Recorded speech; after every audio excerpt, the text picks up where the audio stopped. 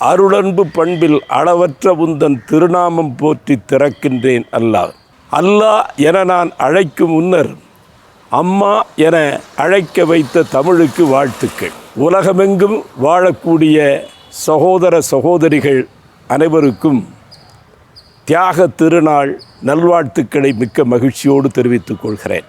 இஸ்லாமிய பெருமக்கள் இன்றைக்கு நிறைவேற்றக்கூடிய 5வது கடமைக்காக மக்கமா நகரில் இருக்கிற மினா என்கிற இடத்தில் கூடாரங்களில் சென்று தங்கக்கூடிய பயணிகளாக, புனித பயணிகளாக குழுமியிருக்கிறார்கள்.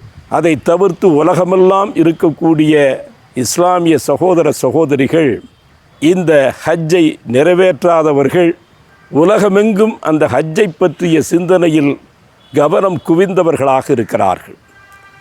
உலகத்தினுடைய நடுநாயக பகுதியாக இருப்பது சவுதி அரேபியாவில் இருக்கக்கூடிய மக்கமா நகரம். அந்த மக்கமா நகரம் பல சிறப்புகளை உடையது. அந்த சிறப்புகளில் தலையாய சிறப்பு, உலகத்தில் மனிதர்கள் வழிபடுவதற்குரிய முதல் ஆலயம், முதல் திருக்கோயில், முதல் வழிபாட்டிடம் காபா என்கிற ஒரு கட்டிடம் இருக்கக்கூடிய ஊர்தான் மக்கமா நகரம். அந்த இஸ்லாத்தினுடைய ஏகத்துவ கொள்கையை உலகத்தில் மனிதனாக முதலில் தோன்றிய முதல் திருத்தூதர், முதல் நபி, முதல் மனிதர், மனித உலகத்தினுடைய தந்தை ஆதம் நபி அவர்கள் தொட்டு இந்த ஏகத்துவ நெறி, இறைவன் ஒருவன் என்கிற இந்த கொள்கை இஸ்லாம் என்கிற பெயரில் உலகமெல்லாம் பின்பற்றப்பட்டு வருகிறது. அந்த ஆதம் நபி வேறெங்கும் தோன்றியவர் இல்லை. நம் பக்கத்தில் இருக்கிற, நம்மோடு ஒட்டுறவு கொண்டு ஒரு காலத்தில் ஒரே நிலப்பகுதியாக இருந்த, இன்றைக்கு இலங்கை என்று பெயர் அழைக்கப்படுகிற அந்த ஈழத்தில் ஆதம் நபி தோன்றியதின் அடையாளங்கள் இருக்கின்றன. அங்கே ஆதம் மலை இருக்கிறது. ஆதம், அந்த திருத்தூதர் கால் பதித்த ஆதத்தினுடைய பாத தடம் இருக்கிறது.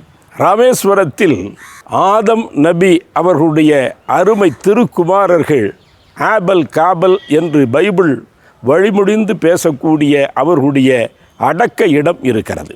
நான் ராமேஸ்வரத்தையும் ஆதம் நபியை பற்றி குறிப்பிடுவதற்கு அடிப்படையான காரணம், ஏகத்துவ நெறி என்பது இறைவன் ஒருவன், மனிதகுலம் ஒன்று. அதை நம்முடைய அருமை தமிழ் திருமந்திரம் ஒன்றே குலம் ஒருவனே தேவன் என்று உலகத்திற்கு அறிவித்ததே இந்த தத்துவத்தினுடைய தொட்டில் பிரதேசமாக நம்முடைய தென்னகம் இருக்கிறது.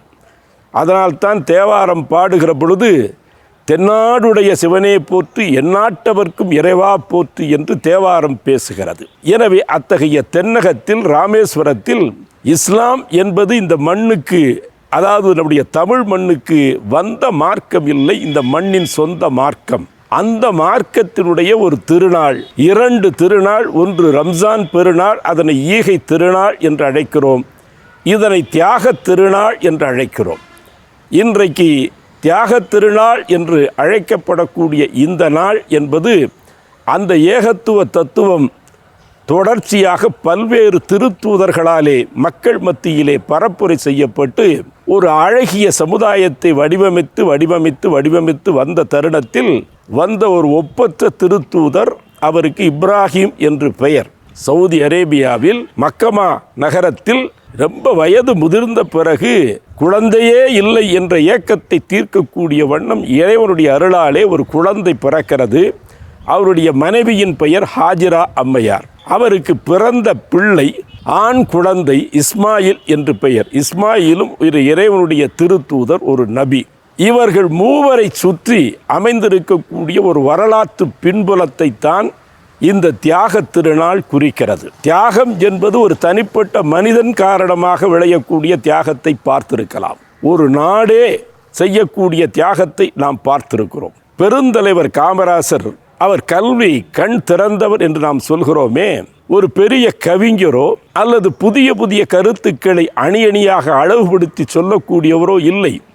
ஆனால் போகிற போக்கில் ஒரு கூட்டத்தில் சொல்கிறார், ஒரு நீர்த்தேக்கம் கட்டப்படுகிற பொழுது ஒரு 200 ஏக்கர் நிலம் நீரிலே தற்கொலை செய்து கொண்டால் 2 லட்சம் ஏக்கர் உயிர் வாழ்வதற்குரிய வாய்ப்பு இருக்கிறது.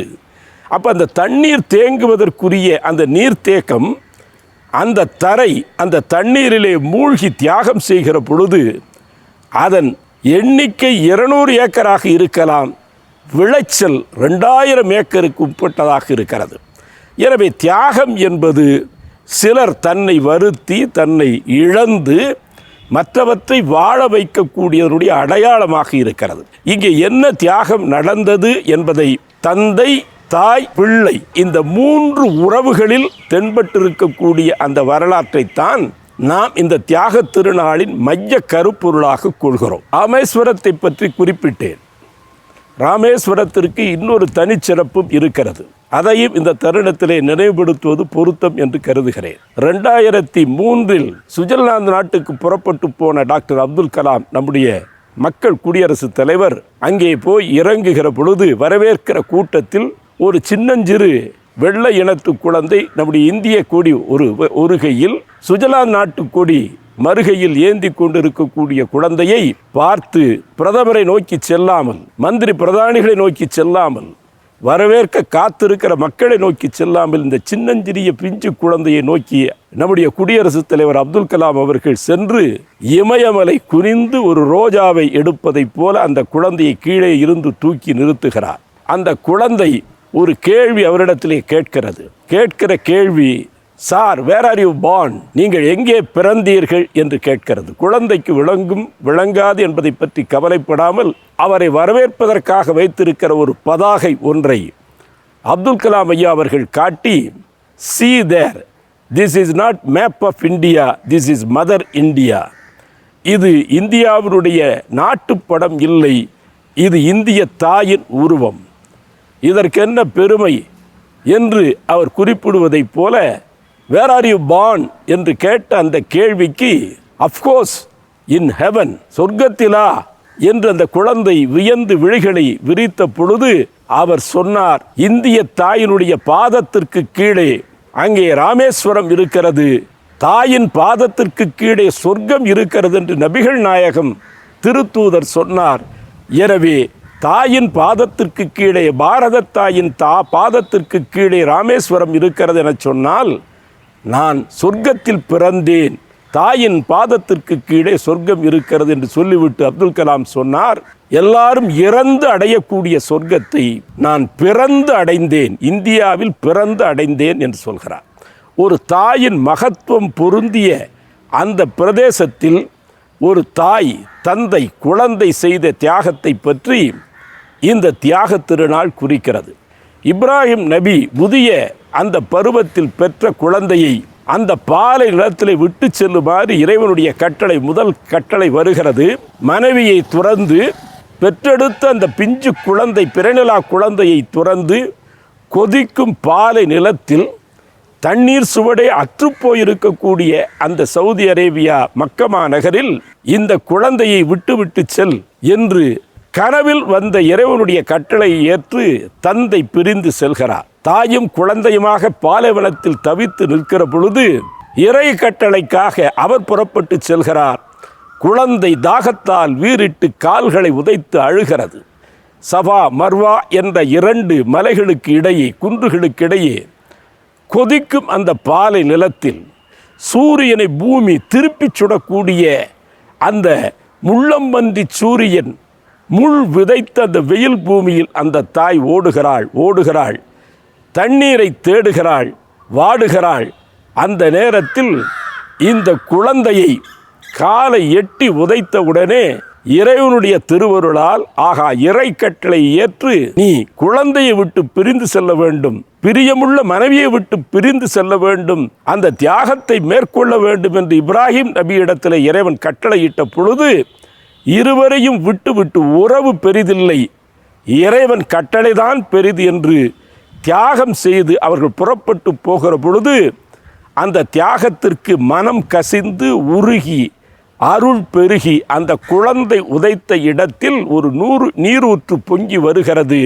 அதற்கு ஜம்சம் என்ற ஊற்று 1400 ஆண்டுகளுக்கு மேலாக அந்த குழந்தைக்காக சுரந்த இறைவனுடைய கருணை ஊற்று இன்றைக்கு கோடானு கோடி மக்கள் அந்த பாலை நிலத்தில் பருகி உலகமெல்லாம் புனித தீர்த்தம் என்று கருதக்கூடிய அந்த ஜம்சம் நீர் புனித தீர்த்தம் என்று சொல்வதை விட ஒரு மனித தீர்த்தம் என்று சொல்ல வேண்டும்.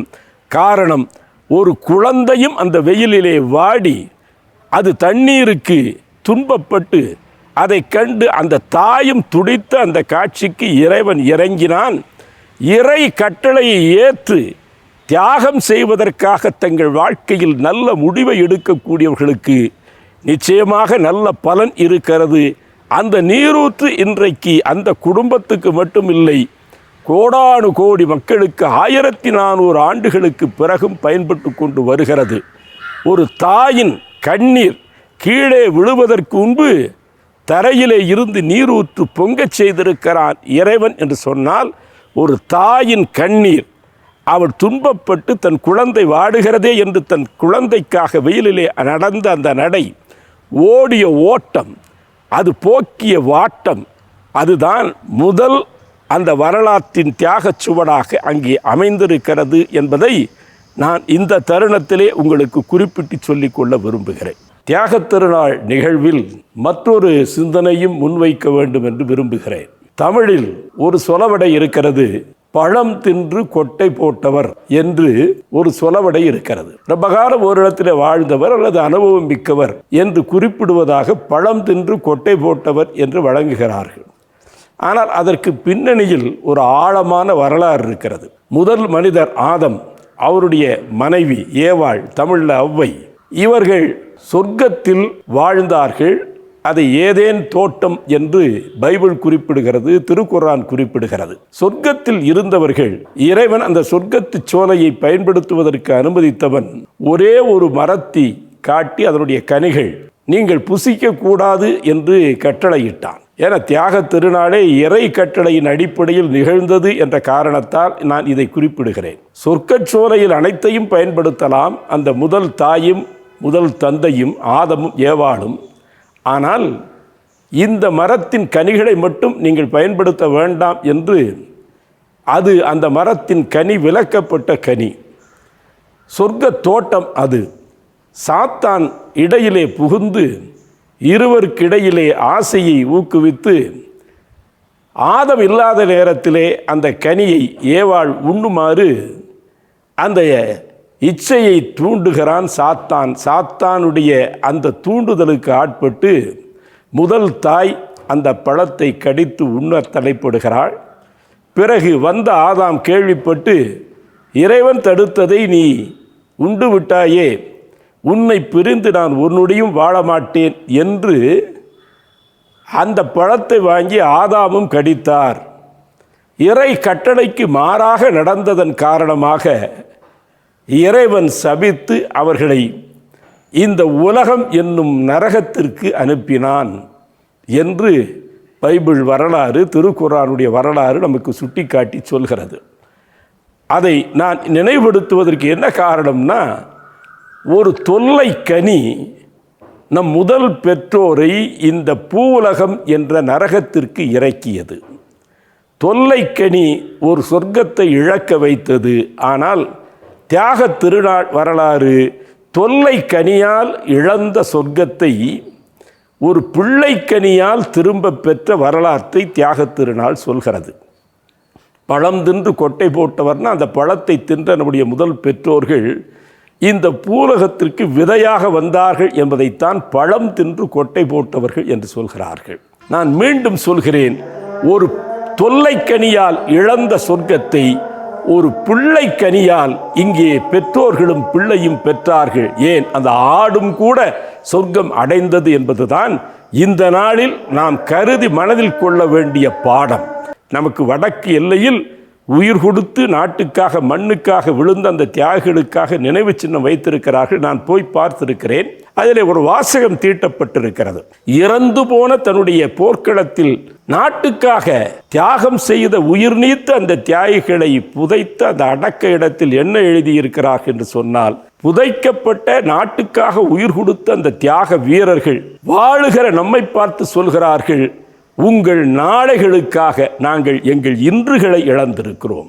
we have dedicated our today for your tomorrow என்று சொல்கிறார்கள். எந்த தியாகமும் தொடர்ந்து வரக்கூடிய சந்ததி தலைமுறையினுடைய சிறப்பான விளைச்சலுக்குத்தான் என்பதை நாம் புரிந்து கொண்டால் அதுதான் தியாகத் திருநாளின் உண்மையான அர்த்தமாக இருக்க முடியும் என்பதை நாம் புரிந்து கொள்ள வேண்டும். தியாகத் திருநாள் என்று இந்த நாள் அழைக்கப்படுவதற்கு உள்ள காரணங்களை இதுவரைக்கும் கொஞ்சம் பார்த்தோம். முதன்மையாக நாம் உணர வேண்டியது, ஒரு குடும்பம் இறைவனுடைய கட்டளையை ஏற்று அந்த குடும்பமே தன்னை தியாகம் செய்யக்கூடிய ஒன்றைத்தான் தியாகத் திருநாளின் மையக்கரு என்று சொல்லலாம். பயிலுறும் அண்ணன் தம்பி அக்கம் பக்கத்து உறவின் முறையார் தயமிகு உடையாள் அன்னை என்னை சந்ததம் மறவா தந்தை குயில் போல் பேசிடும் மனையாள் அன்பை கொட்டி வளர்க்கும் பிள்ளை அயலவர் ஆகும் வண்ணம் தமிழ் என் அறிவினில் உரைதல் கண்டீர் என்று பாவேந்தர் பாடுகிற பொழுது உறவுகளை தாண்டி தமிழ் இடம் பெறுகிறது என்பதை அந்த பாடல் சொல்கிறது. இன்றைக்கு உறவுகள் அது தியாகம் செய்வதை, இந்த உறவுகளையெல்லாம் தள்ளி வைத்துவிட்டு எல்லா பற்றுக்களையும் விட இறைவன் மீது வைக்கிற பற்று, பற்றுக பற்றத்தான் பற்றினை என்று திருவள்ளுவர் சொன்ன அந்த நெறிமுறை இங்கே சிறப்பாக வெளிப்படுகிறது. ஏனென்று சொன்னால், இறை மீது வைக்கக்கூடிய பற்று, இறைவனுடைய ஆணையை கட்டுப்பட்டு அப்படியே ஒழுகுதல்.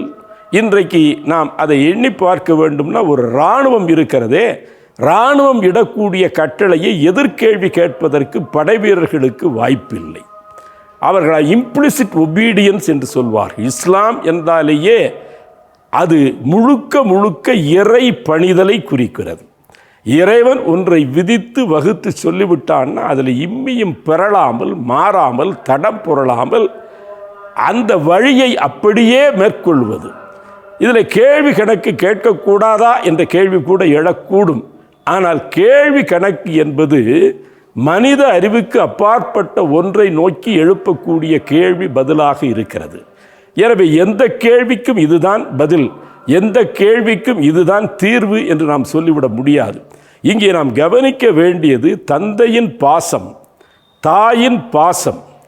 பிள்ளைகள் தாயின் தந்தையின் மீது வைத்திருக்கக்கூடிய பற்று, அவர்கள் சொன்ன பேச்சை கேட்டு அப்படியே இம்ப்ளிசிட் ஒபீடியன்ட் என்று சொல்லக்கூடிய தன்னையே இழக்கக்கூடிய சூழல் வந்தாலும் அதனை ஏற்றுக்கொள்ளக்கூடியது என்பதை எண்ணி பார்க்கிற பொழுதுதான், அப்போ அண்மையிலே எத்தனை நாம் போர்களை நடத்தி இருக்கிறோம் என்று கணக்கிட்டு பார்த்தால் 1000 போர்கள் மற்ற நாடுகளோடு நாடுகள் செய்திருந்தாலும் கூட ஒரு மனிதன் தன்னை நோக்கி தான் சமரிடுவது, தான் போரிடுவது என்பதுதான் உயர்ந்த குணம். மண்ணை வெல்லுவதை விட தன்னை வெல்வதுதான் உலகத்தில் தலை சிறந்த வீரம் என்று சொல்கிறார்கள். எனவே தன்னை வெல்லுதல்ல தனக்கு வரக்கூடிய ஆசா, பாசம், பற்று, பரிவு, இதனை தாண்டி ஒரு மிகப்பெரிய லட்சியத்துக்காக தன்னை இழத்தல். விதையின் தியாகத்தில் தான் விருட்சம் வருகிறது என்பதை நாம் உணர வேண்டும். எனவே அதை எண்ணி பார்க்கிற பொழுது வித்துக்களாக வந்த இறை தூதர் அந்த இப்ராஹிம் நபி, அவருடைய மனைவி ஹாஜிரா அம்மையார், அவருடைய பிள்ளை பின்னாளில் இறை தூதரான இஸ்மாயில் நபி, இவர்கள் அனைவரும் எல்லோருமே ஒருவரை ஒருவர் மதித்து, ஒருவரை ஒருவர் ஏற்று, ஒருவரை ஒருவர் கேட்டு இசைவை பெற்று இயங்கக்கூடிய ஒரு கலந்துரையாடல் வாழ்க்கை முறை நமக்கு இருந்தால் வாழ்வில் இந்த உலகத்திலேயே நாம் சொர்க்கத்தை பார்ப்பதற்கான வாய்ப்பு இருக்கிறது என்பதைத்தான் இந்த தியாக வாழ்வு நமக்கு சுட்டி காட்டுகிறது என்பதை நாம் விளங்கிக் கொள்ள வேண்டும். இந்த தியாக திருநாளில் நாம் பிள்ளைகளை எப்படி பாதுகாக்க வேண்டும்?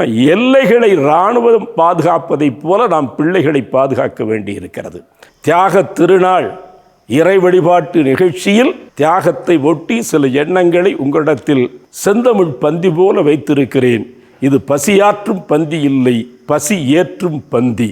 நீங்களும் கூட இன்னும் ஆழமாக, இன்னும் அகலமாக, இன்னும் விரிவாக சிந்திப்பதற்கான சில விதைகளை மட்டும் தூவியிருக்கிறேன். வாய்ப்பளித்த சன் தொலைக்காட்சிக்கு நன்றி.